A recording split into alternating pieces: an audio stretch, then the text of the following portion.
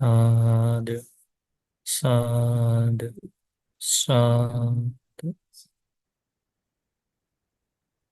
We pay homage to the Blessed One, supremely enlightened Buddha. Sadhu, sadhu, sadhu. We pay homage to our teacher, Luke Swami Notes. Sadhu, sadhu, sadhu. If you can remember the discourse, the chief attendant monk of the Blessed One, Venerable Ananda Thero, taught about these 4 themes of the Dhamma to that nun out of compassion. Remember? So, yeah, so these are the 4 themes.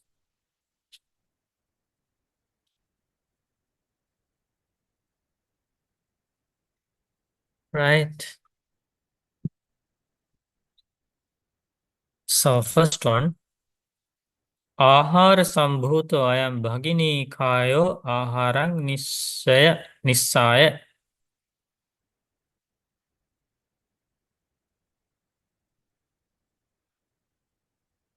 The Pali, the whole sentence is Ahara sambhuto ayam bhagini kayo aharang nissaya aharo pahatabbo. Ahara means food. And what is the meaning? This body is originated from food. Relying on food, you should give up. Food means you should give up craving for food. We learned about that and we learned how to do that. Because Venerable Ananda Thero taught the Buddha's Dhamma to that nun how to do that. Remember that food reflection. So that's the way to do that. When we keep practicing that food reflection, right, how to take food wisely, then the craving will fade away gradually. That's a powerful technique given to the world by the Buddha, given to the world who is suffering from craving for food. Not only in this life, this craving for food gives suffering in future lives as well for many, many beings. So Buddha taught this amazing technique, the food reflection, to overcome this craving. First, one will be able to weaken that craving and eventually give up craving for food. You know, the enlightened monks and nuns, the arahants, they eat food. They eat delicious food. Maybe they are invited by the royals, the kings, queens, right, to their palace, and they offer delicious food, but they eat without craving. That's the difference between ordinary people and the enlightened people. Okay, because they have practiced that reflection on food again and again and develop the wisdom. So that's the first one. That's the first advice given by the Venerable Ananda Thero to that nun out of compassion. And the second one is Tanha sambhuto ayam bhagini kayo tanhaya nissaya tanha pahatabbo. This body is produced by craving. Relying on craving, you should give up craving. Craving. Tanha means craving. And we discussed about that, right? Remember, after learning about somebody who has attained enlightenment, the other person thinks, oh, if he was able to attain, right, attain Nibbana, why can't I do the same? So you develop this desire to attain Nibbana. Using that desire, you follow the Noble Eightfold Path, and then you will be able to abandon desire for everything, craving for everything. That's the second theme of the Dhamma. And we learned about the third one. Mana sambhuto ayam bhagini kayo manang nissaya mano pahatabbo. So, are you familiar with those Pali words? First one is Ahara, aharo, aharo. Okay.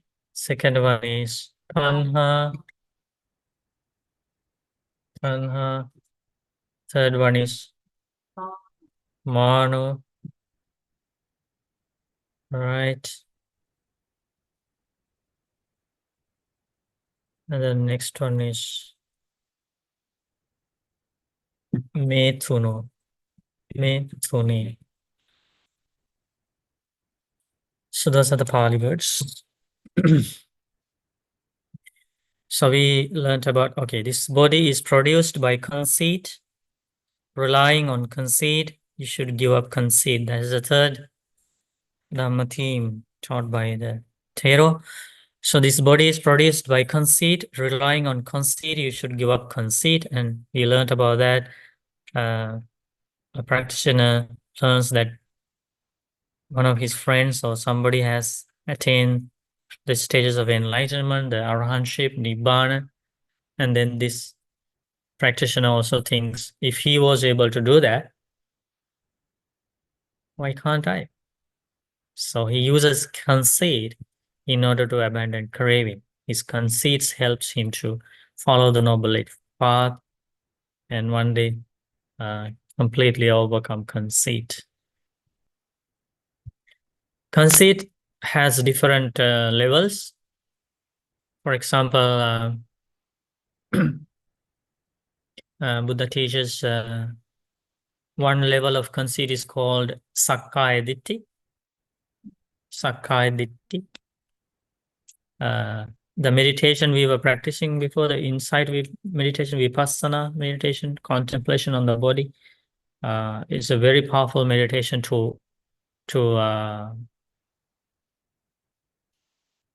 destroy that wrong views, Sakkaya Ditthi, about the body. Sakkaya Ditthi.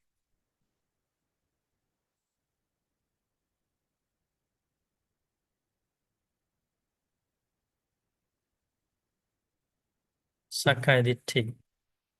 Identity view or personality view, the wrong understanding about this body, that there is something permanent here, or there is some soul here, there is something that we own here, and that's a misunderstanding, that's a delusion, and that leads to the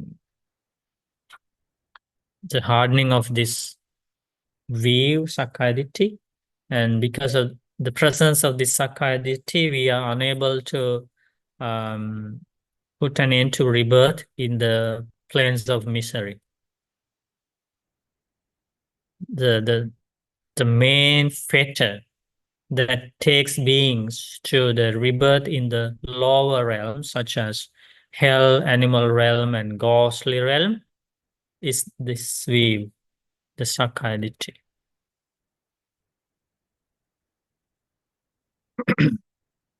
So there is one level of conceit.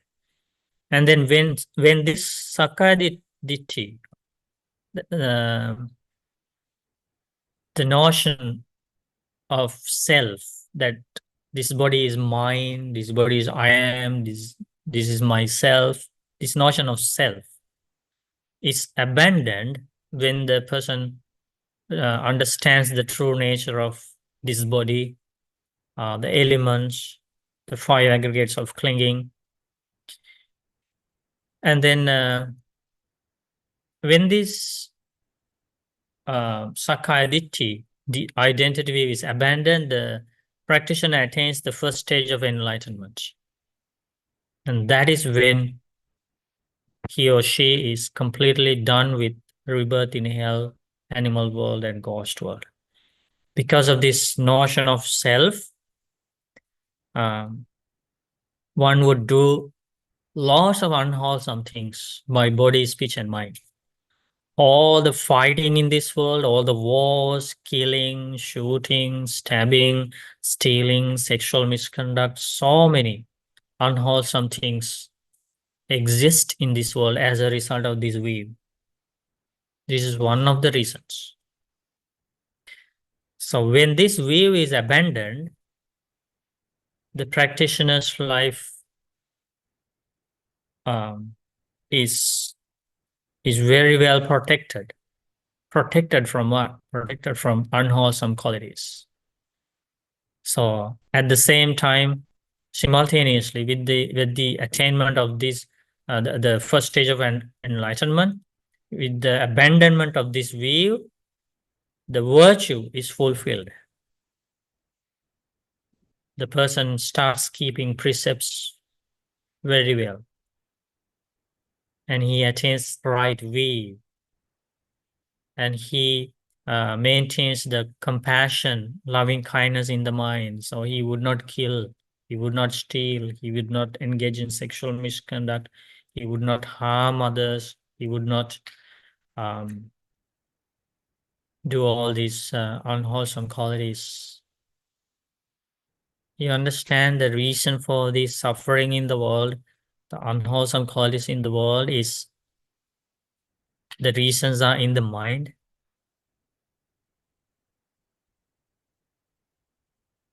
They are not invisible or external reasons. They all arise in our mind. The intention of killing somebody, intention of shooting somebody, intention of harming somebody, they all arise in the mind.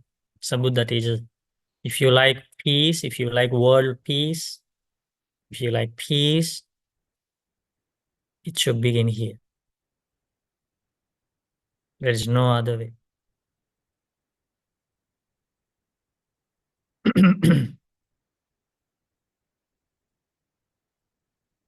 So that is why mainly Buddha's teachings are focused on purifying the mind.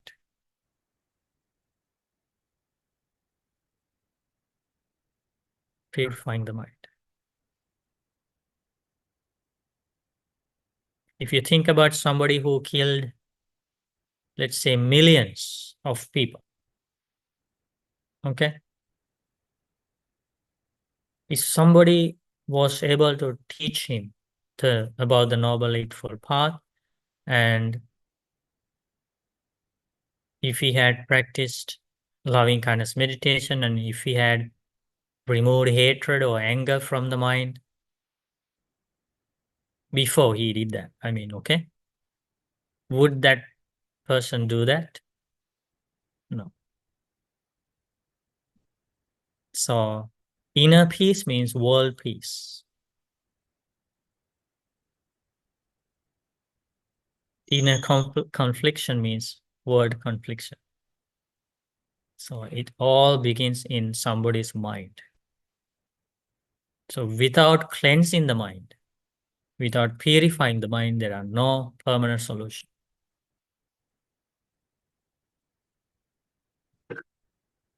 And when you see evil in the world, when you see others doing evil in the world, you can clearly understand that we have done the same thing in our past lives. It doesn't end there. We are going to do the same in our future lives if we are not cleansing our mind in this life. It's like that. It's like that. It's not about individuals. It's about the roots of negativity, roots of unwholesomeness. If somebody did evil based on an unwholesome root, if we are having those roots, maybe they are very low, they are very weak, we can say, but it's still there are the roots of those same negativity. And these roots will grow. And we will be the same, we will do the same thing in any life. So that is how we should develop this compassion for all beings. We should develop compassion towards ourselves, and we should develop compassion to other beings. No difference. Only difference is between those people who have roots of defilements and who don't have roots of defilements. That's the difference. There's a very clear difference there between the people who have roots of defilements and the people who don't have roots of defilements.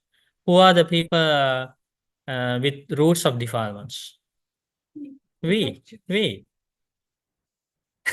right? We all have roots of defilements in different levels. But that doesn't mean that every time we maintain the same level. Let's say in this life, we have good friends around us, good parents around us, okay? Good instructions, good teachings. And let's say we have these roots of defilements in a very weaker level. That doesn't mean that it's going to be weaker again and again in future lives as well, if we are not well established in the path. That's how it works.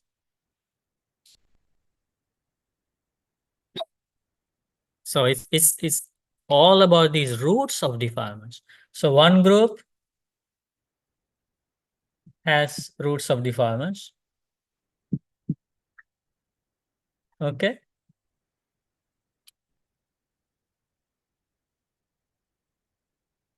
You know the word defilements? Yes. Negativity, unwholesomeness. Okay. You can use any word. So roots of defilements. Who are in this group? We are in this group. Animals are in this group. Okay. Hell beings in this group. Ghost beings in this group. Gods and goddesses in this group. Gods, goddesses. Kings. When we say we, everybody, right? Kings, presidents, ministers, terrorists. When we say we all in this group, no difference.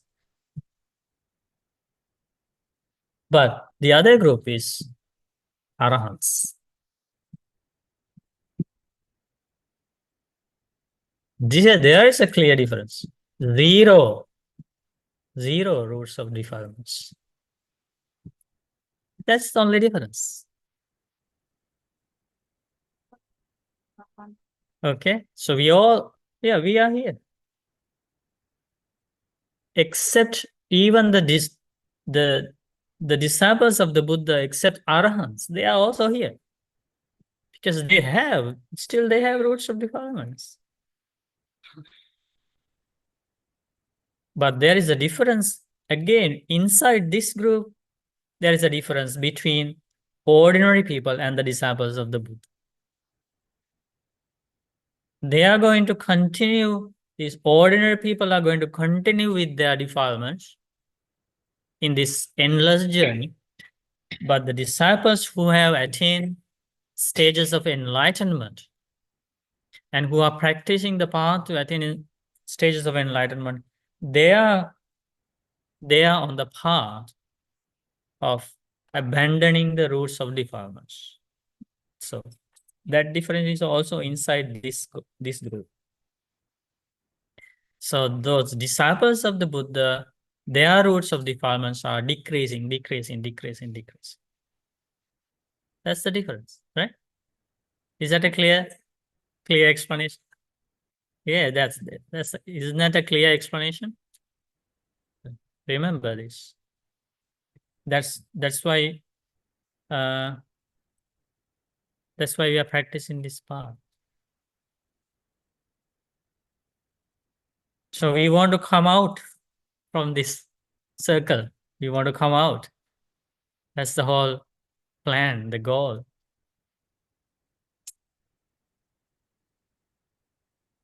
And we should help more people to come out of this ordinary group.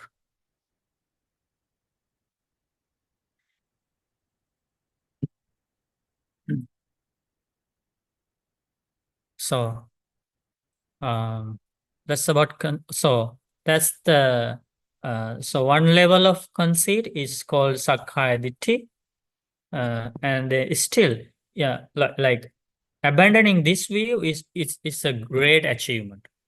Like it's the first stage of enlightenment, completely rebirth in the lower realms is eliminated, but still that practitioner will be reborn because there are these other levels of conceit, and all those levels are eliminated when somebody becomes an arahant. Zero conceit. So the conceit will continue, but in it will be abandoned in different levels.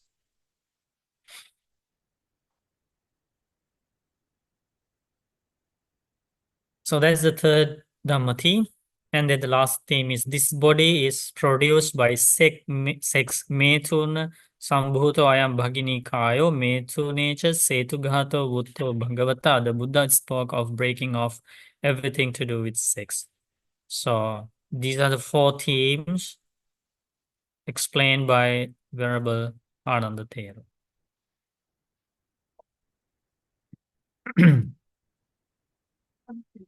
It's not the first level of conceit is sakkayaditthi. Yeah. So the next one is the one that's eliminated, the attavadubhada.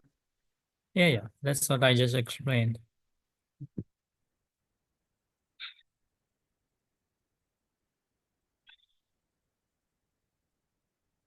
So when this teaching was given, and I will explain more about celibacy precept using a different discourse. So let me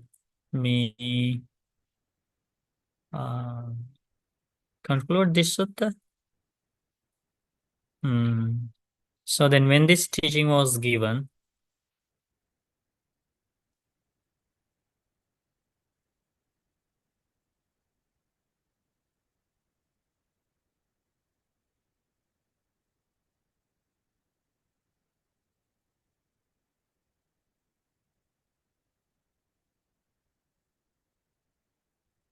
she realized her mistake. The nun realized her mistake, okay? And the Kalyanamitta, the Dhamma friend, helped her. Then that nun rose from her cot, placed her robe over one shoulder. Remember, she was sleeping, covering her entire body with the robe. Bowed with her head at Anandathero's feet and said, Bhante, I have made a mistake. It was foolish and stupid and unskillful of me to act in that way. Please, Bhante, accept my mistake for what it is, so I can restrain myself in future. She asked, humbly, she asked for forgiveness, right? And then Anand Bhante forgave her, saying, Indeed, sister, you made a mistake. It was foolish, stupid, and unskillful of you to act in that way. But since you have recognized your mistake for what it is and have dealt with it properly, I accept it, for it is growth in the training of the noble one. Noble one is the Buddha. To recognize a mistake for what it is, deal with it properly, and commit to restraint in the future.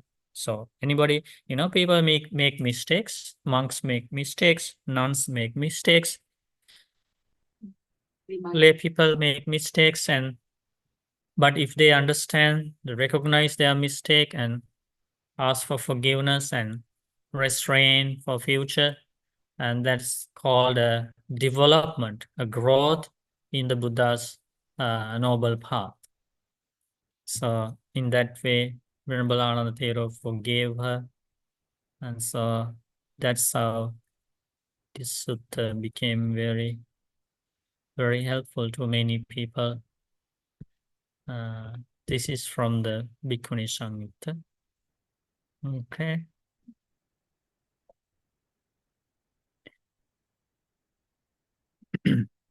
So I want to teach you some uh, more things about precepts. Okay, question about the levels of conceit. Mhm. So is that related to the 10 fetters, or what are the other levels of conceit that have to be transcended? Different levels. Of conceit. Yeah. First one's Sakkaya, then one of the other ones. There is another one called Attavada, and that's in the 4 types of clinging. That's called Attavada Upadana.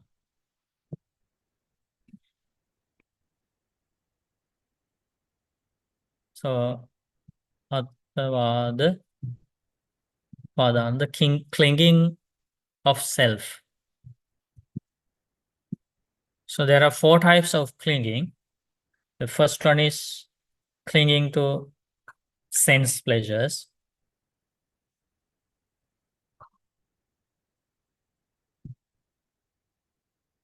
Four types of clinging. First one is clinging to sense pleasures.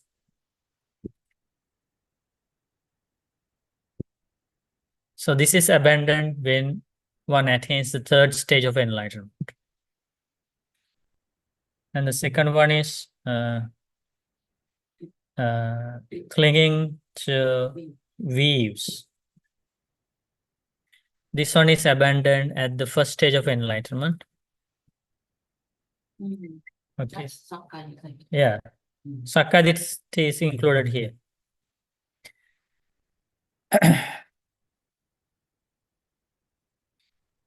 And the third one is Silabbat Upadana. Rites and rituals. Yeah. Clinging to rites and rituals. Let's say meaningless rites and rituals.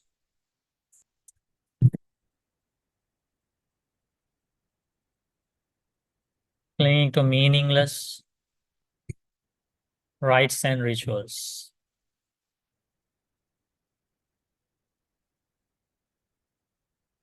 This is abandoned in the 1st stage of enlightenment. And the last one is Attavadupadana, clinging to the self. And this is abandoned at the 4th stage of enlightenment. Okay. So clinging leads to arranging of karma, right? Upadana pacaya bhava. Clinging leads to arranging of karma. As long as there is the presence of these 4 types of clingings, the karma is arranged. Bhava. When there is arranging of karma, there is rebirth. So that means these 4 types of clinging leads to arranging of karma leads to rebirth. And even though this second clinging is abandoned at the 1st stage of enlightenment, there is these other ones, right? And also this one and 2nd and 3rd clinging, types of clinging are abandoned at the 1st stage of enlightenment. Still these 2 are there, right? So then that means there is still arranging of karma, and there is rebirth, and there is suffering. And even though the first clinging is abandoned at the 3rd stage of enlightenment, there is one more remaining. So with this, there is arranging of karma and there is rebirth. Now, these 2 abandoned in the 1st stage of enlightenment. This is abandoned in the 3rd stage of enlightenment. This is abandoned in the 4th stage of enlightenment. So clinging 0, right? That's called cessation of clinging. Upadana nirodho. So with the cessation of clinging, 0 clinging, comes the cessation of karma. Now, no karma arranging. With the that's called cessation of karma. With the cessation of karma comes the cessation of rebirth. With the cessation of rebirth comes the cessation of dukkha, suffering. There is no more suffering. So when we do things with our body, speech, and mind, these 4 types of clinging are always in the background.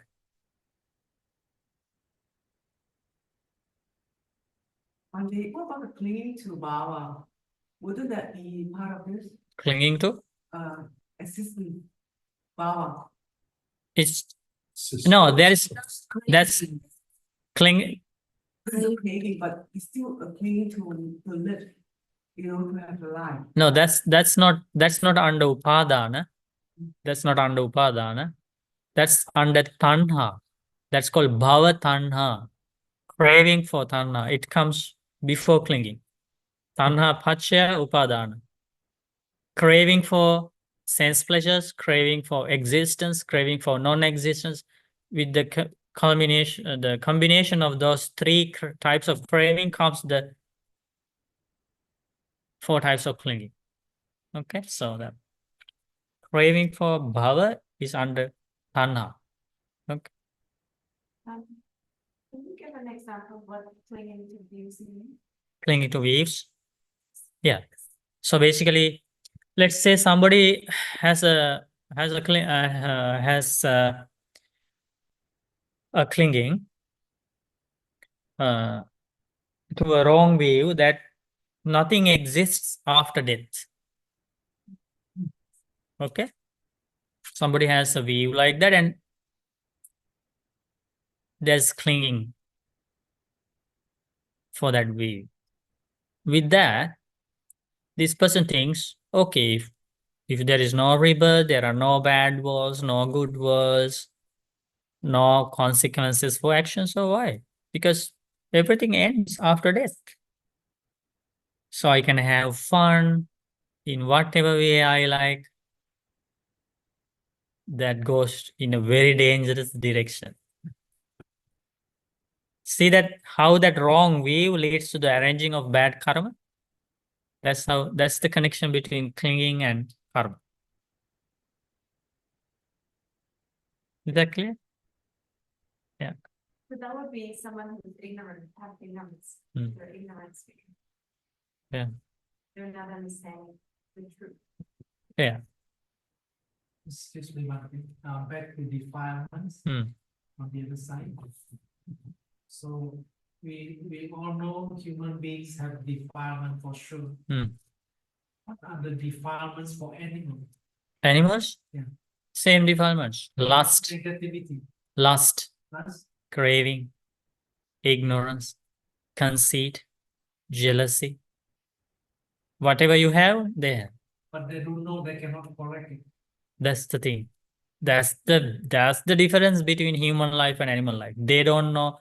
We cannot communicate Buddha's teachings to them. They cannot follow a path to eliminate them. Only growth is expected. But as human beings, we can communicate the Buddha's teachings. We can teach them, and they can correct themselves. They can follow a path to remove them. That's why Buddha teaches this human life is very precious.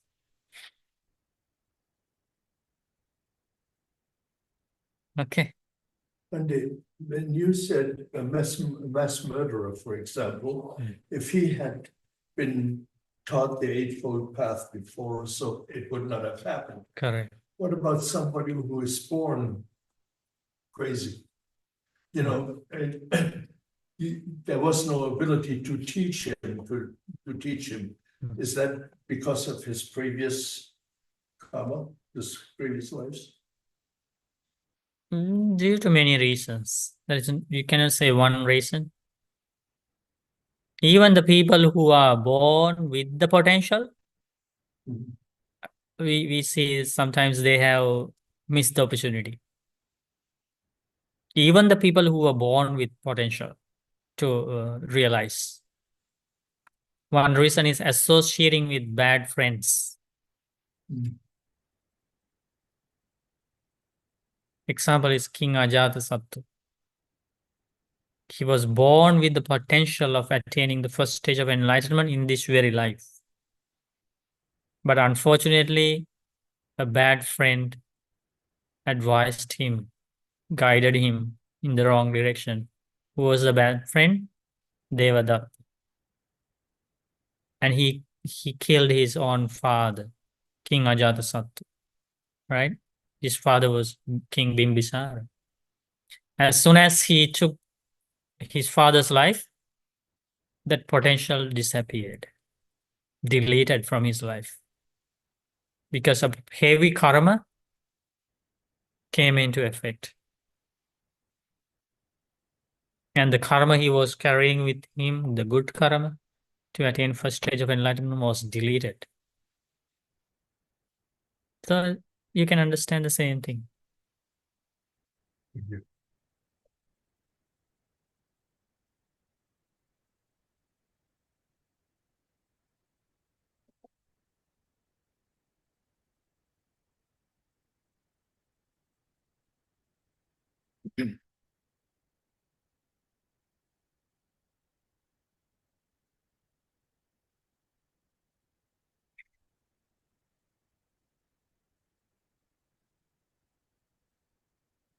So I just want to share this sutta with you about the power of precepts.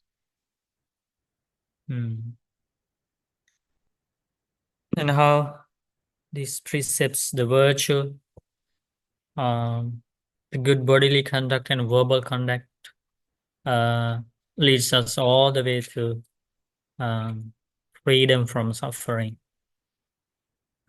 So this sutta is from the Anguttara Nikaya, book of the 11th.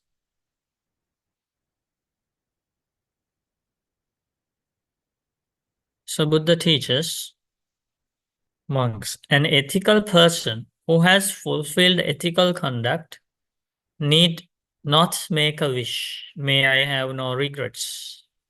It is only natural that an ethical person has no regrets. So ethical person means the person who keeps precepts, who keeps 5 precepts, 8 precepts, right? So what is the immediate, the outcome of keeping precepts? No regrets, no remorse.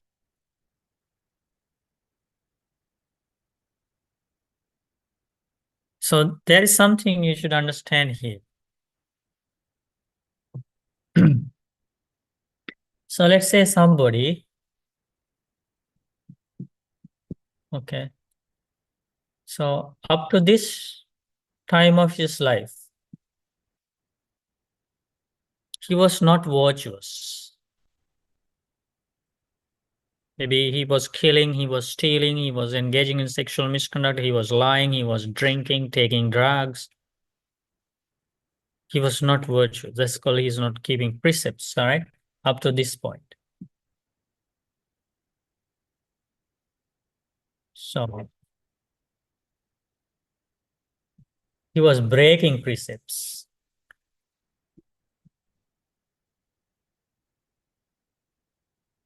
Here, at this point of his life, he was fortunate enough to meet with Dhamma friends. So he started listening to the Dhamma. Okay. And he started keeping precepts.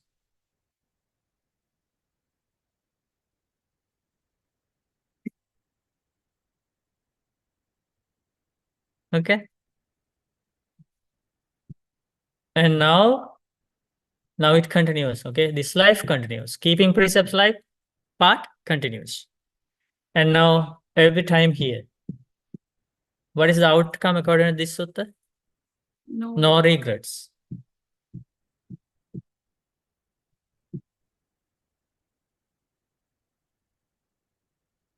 How about when that person reflects this part of the life? That time, Yeah. Well, he should have regrets. which I but don't need to have. If it's a bad person, he may not have regrets. No, They don't. no regrets at all.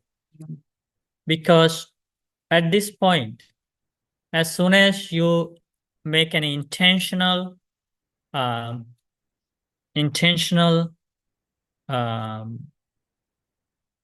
do you call Which intentional effort like that. no Determination or when you give rise to that volition of keeping precepts here, that volition itself has already created a powerful good karma. Mm. So that good karma, starting from here, make sure that the results of this bad karma is weakened. Also, the way to overcome this evil is to observe precepts. The person knows that. So he knows that I have followed the path to overcome this. So I don't need to regret over this because I have already followed the path to overcome this the solution. So once he has followed the path, he should have no regrets of his past misdeeds. And it's not he should have, it will never happen. That's this sutta is about, right?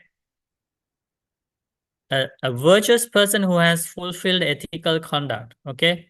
So that means he has been practicing precepts for a long time and he's established on precepts, okay? So that's the meaning of fulfilling, okay? No, need not make a wish. May I have no regrets.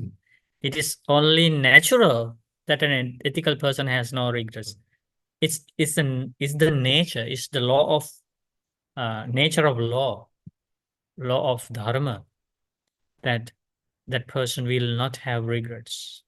But if previously, let's say he killed somebody, Hmm. and then after that he keep the precept, will the karma of the killing Will come, will follow, but it will be weakened. Okay. How will it weaken? If this person didn't have this part of life, this person would have be reborn in hell because of that killing. But now, because of this practice, instead of going to hell, this person will suffer in a different way in this life, but not going to hell. That's how the practice affects on the results of the previous karma. Is that a good news? So Dhamma is achieved by Dhamma.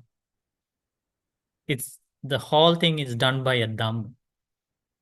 But we cannot plan it one thing. Plan what?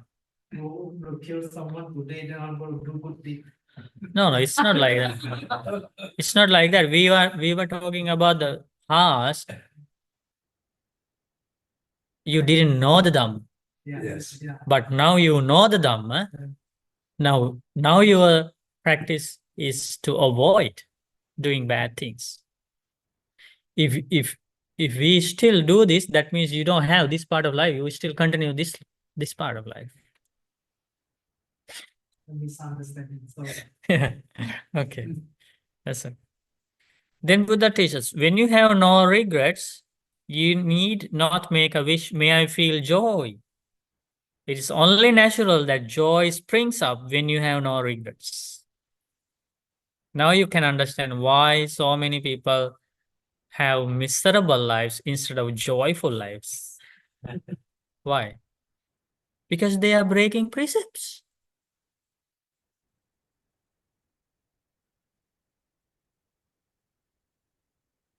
They engage in bodily misconduct and verbal misconduct.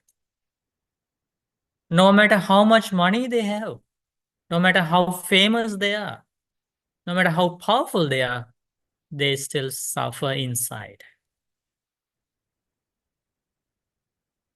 Think about the knowledge of the Buddha. Buddha teaches, if somebody keeps precepts, the outcome is no regrets, and the outcome of no regrets is joy. It's just the beginning of this sutta. Think about the transformation of somebody's life. The person is already experiencing joy. We just learned 2 factors. There are 11 factors of the path because this sutta is from the book of the 11s. We just learn two factors. By practicing just these two wholesome qualities, the person is already happy.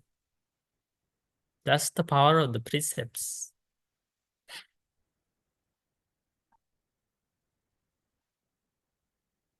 So when I do the fasting precept, not eating after 12,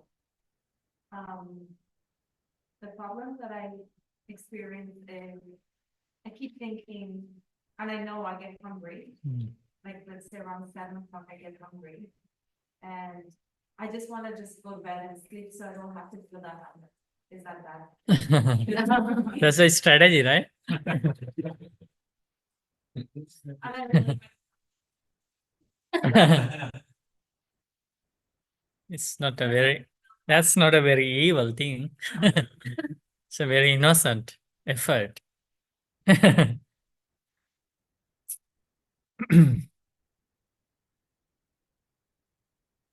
You know, to keep precepts, we have to follow many strategies. It's not an easy task. Buddha taught that majority in this world don't keep precepts. Very few people keep precepts because it's hard. It's very, very difficult. So we need to use strategies to keep precepts. The main strategies to that we should be away from friends who have an influence, right, on us, and so that's the main thing. And then we had to use other strategies as well, especially to keep precepts. Harry, please ask your question. Budaya Bante. Regarding so for example, us, we are practicing, but we are still considered layperson, Bante. Now we have been following I mean, we're practicing the precepts, but honestly it's not very perfect. Sometimes, let's say, we violate a little bit, okay? So not really a perfect ethical. However, we are practicing, so we still have regrets, right? Now, Bante, my question is, most of the time, because Bante, the Sutta said that no regrets, so you don't have to make wish. So we usually, let's say, it's just our practice, like myself. Sometimes we pray, we ask for, let's say, good health or a better job or better income. Is that effective or it's wrong, Bante? Thank you. Wishing for good results? Yeah, yes. That's not evil. If you Yeah, do but then, good, if you good things will happen, of course, because of the karma. But you can share merit with devas and ask their help. Yeah, that's wholesome. But Nothing- also, Bante, on the flip side, we talk about karma, right? So if the karma that we did before or anything, there is a result, consequences. Now, if this person keeps on praying and asking for this and that, for good health, that it seems to be conflicting against the karma. Or am I wrong, Bante? No, that's the wholesome wish, right? Yes, hold some way. Yeah. But there is one sutta Buddha teaches long life cannot gained by mere prayers or by mere wish. Okay. Okay. Wealth cannot be gained by mere prayers or by mere wish. Beauty cannot gained by mere prayers or wish. Reputation, good reputation cannot be gained by mere prayers and wish. Heavenly rebirth cannot be gained by mere prayers or wish.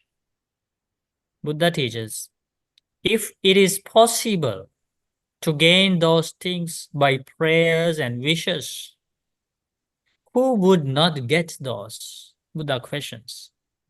Because everybody can pray and get.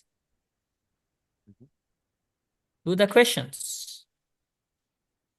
Buddha teaches, it's not by prayers or wishes you gain those things is by practicing a path.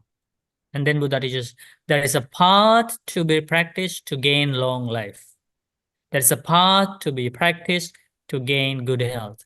There's a path to be gained, to practice to gain beauty. There's a path to be practiced to gain wealth. There's a path to be practiced to experience rebirth in heaven. Like that, there's a path. Okay? But when we collect merit, we share with beings and we wish. May all beings enjoy good health, long life. That's a wholesome wish. Oh, yes, yes. Instead, Sharing merit is the best. Yes, Bhante. yeah, instead of wishing harm on others, people wish harm on others. May something bad happen to that person, right? So that's destroying inside of that person himself. But wishing well-being, others' well-being is a wholesome thing. And that is even a meditation. That's called mudita meditation, the meditation on appreciative joy. If it is a meditation, that wish increases the qualities, wholesome qualities. So of course, that is about wishing well-being for other beings, right? Yes. So But most of the time, people make wish for himself. wish. Yeah.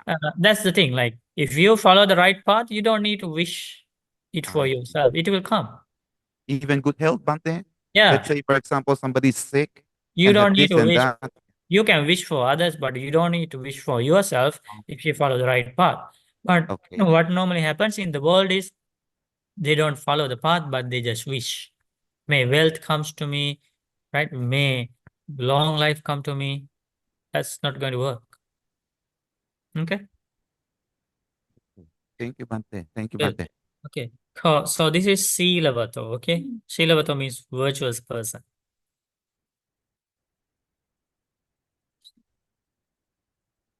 Silavato bhikkhave sila sampannas na cetanākaraṇīyam. Cetanaya means volition, wish. Okay. And no regrets means avippatisaro.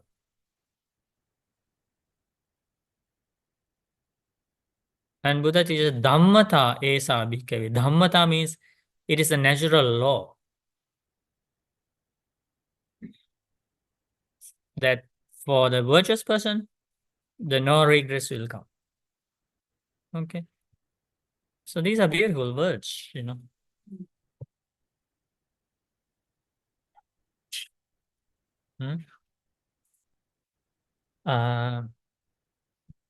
Sila. Silavato. That's a good name for somebody. You can change your name to this. From Sila. From Sila. Yeah, What is Bhato? means the person who practices Sila. So Bhato is the person. Yes, Silavato. And then this leads to avippatisara.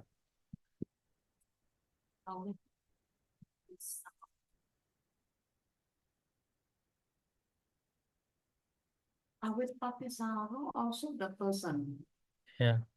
No, that's the noun. No. Avippatisara. No regrets. No.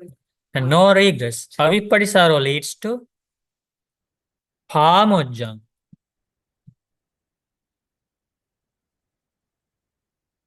Pamojjam means joy. Joy. You like joy? Okay, then keep precepts. Okay, next one.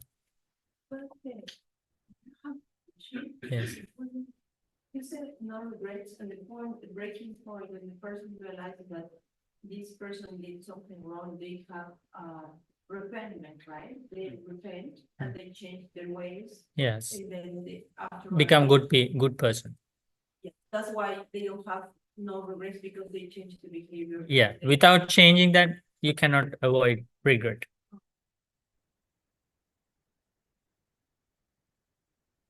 Then Buddha teaches, when you have no regrets, you need not make a wish, may I feel joy. Okay, we learned that. When you, then Buddha teaches, when your mind is, when you feel joy, you need not make a wish, may I experience rapture. It is only natural that rapture arises when you are joyful. So this is about a Dhamma bringing a Dhamma. Okay. So Pamojang is the Dhamma, and that brings the next Dhamma. What is that? Piti. No. Pamudit. Pamudit. Yeah, Piti. Piti. Piti. Piti means rapture. You need the English words too?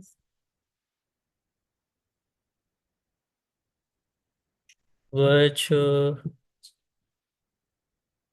no regrets,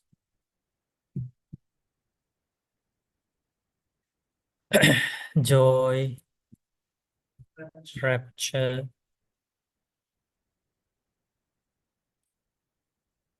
This is the transformation.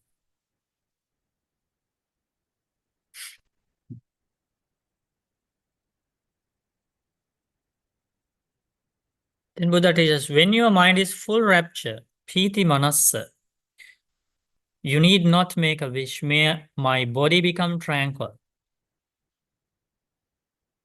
It is only natural that your body becomes tranquil when your mind is full of rapture. Kayo pasambha. Okay. Pasambhati.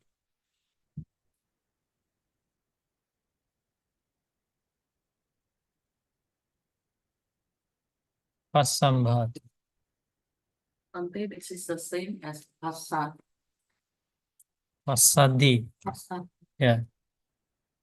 Tranquility of the body. These are the same qualities you experience during meditation. Okay? Tranquility.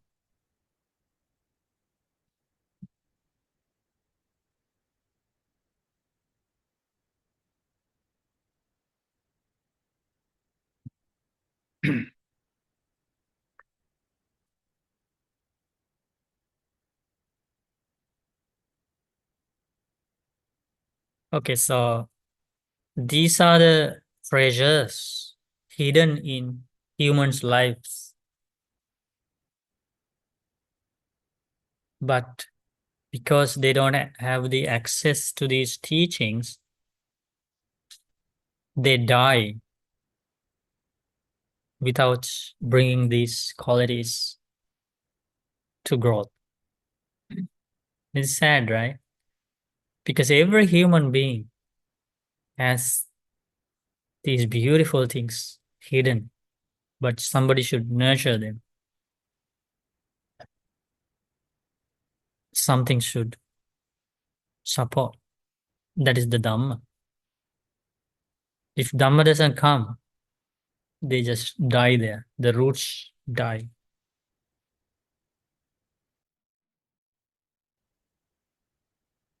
So the sources of happiness are not outside. You can see the sources of happiness. Sources of happiness are inside of each and every life. We just need to use the teachings, and then they will naturally. Remember that simile of the lotus? The Buddha taught when there are lots of lotuses on that they have come out of the surface of the water, and when the sun shines, they naturally blossoms. That's what's happening here. When the Dhamma enters the life, all these beautiful positive qualities, wholesome qualities, precepts, joy, spiritual rapture, tranquility, and more qualities are to come. So they just, by themselves, they grow and bring beautiful results. Sadhu. Sadhu. So we are going to continue learning this sutta. We have more beautiful Dhamma factors in this sutta taught by the Buddha. Gita, please ask your question. Thank you for teaching us the most profound Dhamma, Bhante. First, sadhu, sadhu, sadhu. Bhante, lots of people in life who don't know the Dhamma, we can understand they're being ignorant. How can we help people around us to see this? What can we do to help others to Sharing the Buddha's keep basic teachings. precepts, just basic precepts to keep them? Yeah, just sharing, teaching about the dangers of breaking precepts. It's just communication. How these other sources completely transform humans' perception is by through communication. All these like Facebook, Twitter, Instagram, YouTube. What is it? It's communication, right? So we need to use this same communication to change somebody's life.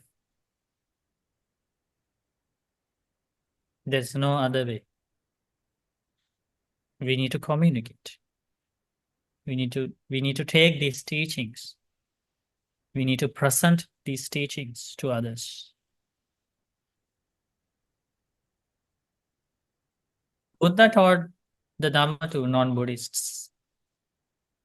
When Buddha appeared in India, there were no Buddhists. Think about how skilled the Buddha was. There was not a single Buddhist in India. So Buddha taught the Dhamma to the people who were practicing Brahmanism, Hinduism, Jainism, and all these other doctrines.